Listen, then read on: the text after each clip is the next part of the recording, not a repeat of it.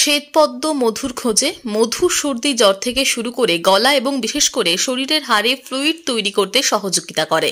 একসময় কোচবিহারে প্রচুর পরিমাণে এই মধু উৎপাদন হতো, বিশেষ করে শীতের সময়। এই দিনকে ফিরিয়ে আনতে নতুন উদ্যমে সহযোগিতার হাত বাড়িয়ে দিয়েছে কোচবিহার শহর পৌর এলাকার 7 নম্বর ওয়ার্ডের সুধী নাগরিক সমাজ।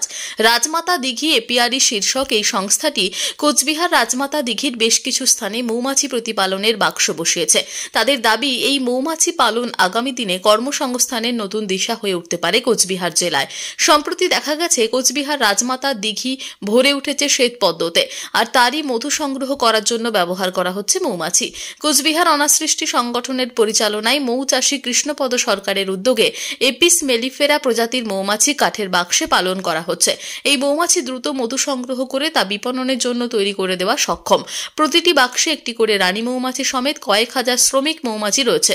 এরকম প্রায় 20টিরও বেশি বাক্স বসানো হয়েছে দিঘি চত্বরে। মূলত পদ্মফুলের মধু, আমের মধু, মূলা জাতীয় সবজির মধু সংগ্রহ করতে এই মৌমাছিরা সক্ষম। সর্বোপরি সর্ষের মরশুমে সর্ষে ফুলের মধু সংগ্রহ করতেও ব্যবহার করা হয় এই প্রজাতির মৌমাছিকে। খুব অল্প খরচেই বাক্স তৈরি করা যায়। চাহিদা অনুযায়ী মধু উৎপাদন হলে লাভ প্রচুর। সুতরাং এই মধু সংগ্রহ করে কর্মসংস্থানের একটি ব্যবস্থা করতে পারে কোচবিহারের যুব সমাজ। কোচবিহার জেলার কৃষি বিজ্ঞানী তথা 7 মাইল সতীশ ক্লাব ও পাঠাগারের কর্ণধার অমল রায় জানাচ্ছেন, মৌমাছি প্রতিপালন অত্যন্ত লাভজনক একটি কৃষিক্ষেত্র। শাকসবজি চাষের মতো মৌমাছি প্রতিপালনও যথেষ্ট গুরুত্বপূর্ণ। বিশেষ করে বাস্তুতন্ত্রের ক্ষেত্রে এটি অত্যন্ত গুরুত্বপূর্ণ ভূমিকা পালন করে। এছাড়াও বিভিন্ন ফুলের আলাদা আলাদা মধু, তার স্বাদ এবং গন্ধ আলাদা আলাদা, এমনকি উপকারিতাও আলাদা।